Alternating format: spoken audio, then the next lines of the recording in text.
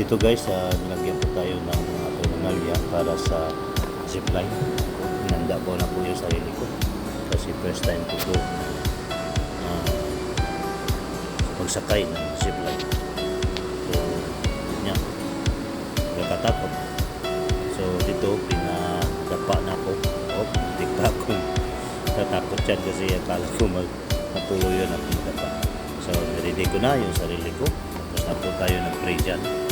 Kasama po yung ating bisita galing po sa Cavite.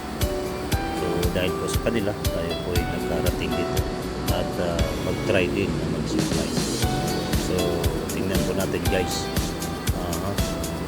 Itong ginawa ko ngayon, kikita ko lang dati sa mga vlogger o sa mga mahilig mag-adventure. So ngayon, ginawa ko na. Tingnan ko. Enjoy ako, pero parang takot po sa nakikita po natin yung falls dyan. Second falls from the first dito sa Mexico.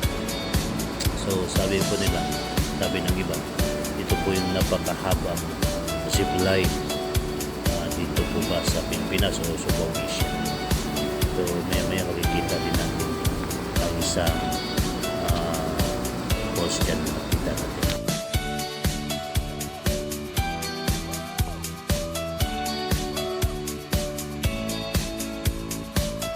So dito banda, nagsiseryoso po ako.